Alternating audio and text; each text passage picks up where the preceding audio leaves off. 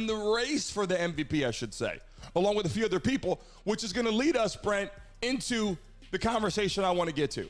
I think this is an important conversation because a lot of people, including myself, it was always like, okay, you have Dak Prescott, Brock Purdy came into it, Tyreek Hill came into it, Patrick Mahomes left that conversation weeks ago. But this is what I want to talk to you about. This is what I think now, with the exception of Josh Allen now making more of a push for this. These are two quarterbacks right now that people are talking about, Brent. I mean, Lamar Jackson, Brock Purdy. What's your comparison of these two right now heading in for an MVP race? I mean, look, the 49ers have won back-to-back division titles now under Brock Purdy. He is the leading favorite for MVP, and he did nothing to damage that yesterday, unlike somebody else, right? So he had 4 touchdowns and 0 interceptions. I know it's the Cardinals, but again, he dominated and led them to a solid victory. And I think when you're talking about MVP, you're talking about most valuable player to his team. And I think that I would argue that Christian McCaffrey or are we talking to the league? I would say there should be co-MVPs, right? I think McCaffrey and Purdy together are playing on the very team, well. But is an MVP, okay, this is a good question. Is an MVP in your mind or in the NFL's mind considered you are the MVP of the National Football League, or are you the MVP of your team? Because this is a big conversation because we're going to get into again with game managers versus game changers, which Cam Newton was talking about. We were talking about it last week because Lamar Jackson is a game changer. I'm sure he can manage his team. The award is not MTP. It's not most talented player.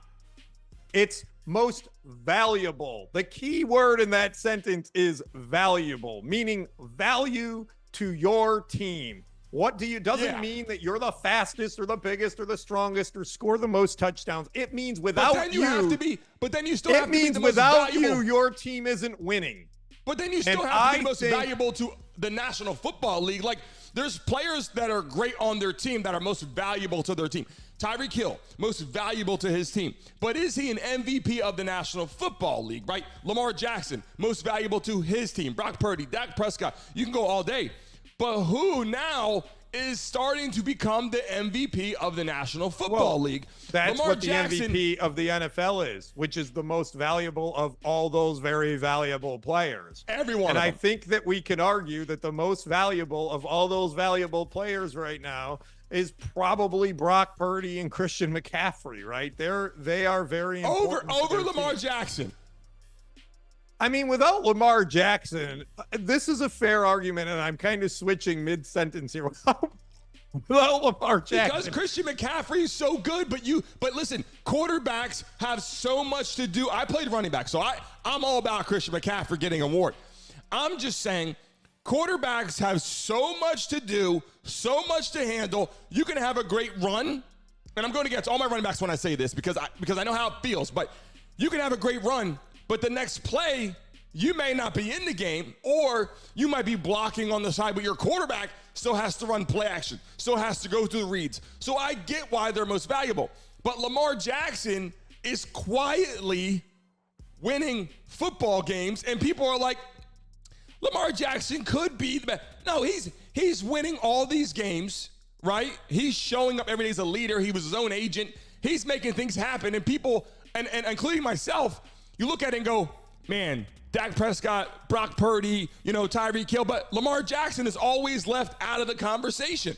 And he should be in that conversation as a front runner at this point, one of them. I was about to do an about face, which is I was about to say, Brandon, if you remove Lamar Jackson from the Ravens, blank.